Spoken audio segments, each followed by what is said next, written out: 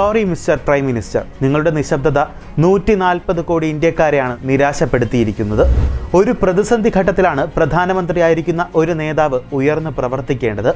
ഏറെ നാളായി നടന്നു വരുന്ന മണിപ്പൂർ കലാപത്തിൽ താങ്കൾ ഇന്നും ഒരക്ഷരം ഉരിയാടിയിട്ടില്ല എന്ന് മറന്നുകൊണ്ടല്ല ഈ പറയുന്നത്. ശരിയാണ്, അതൊരു ആഭ്യന്തര പ്രശ്നമായിരുന്നു.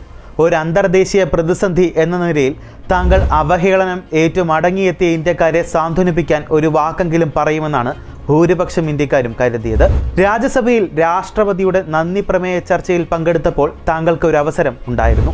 അത് ഫലപ്രദമായി ഉപയോഗിക്കാതെ നമ്മളെല്ലാം ഇതിനോടകം കേട്ട് തഴപ്പിച്ച പഴയ പല്ലവികളാണ് താങ്കൾ പാടിയത്. കോൺഗ്രസ് താങ്കളുടെ ഏറ്റവും വലിയ പ്രതിയോഗിയായിരിക്കാം. ഏറെ നാൾ രാജ്യം ഭരിച്ച പാർട്ടി എന്ന നിലയിൽ കുറ്റങ്ങൾ സംഭവിക്കുന്നത് സ്വാഭാവികമാണ്. പക്ഷേ അത് മാത്രം പറഞ്ഞ് ഒരു രാജ്യത്തിനെ നിത്യമായി കബളിപ്പിക്കാമെന്ന താങ്കളുടെ വിചാരം തികച്ചും നിരാശാജനകമാണ്. താങ്കൾ തന്നെ ആലോചിക്കൂ, താങ്കളെ ചരിത്രം എങ്ങനെ വിലയിരുത്തുമെന്ന്. അത് താങ്കൾക്കും താങ്കളുടെ പാർട്ടിക്കും ഒട്ടും ഭൂഷണമായിരിക്കില്ല.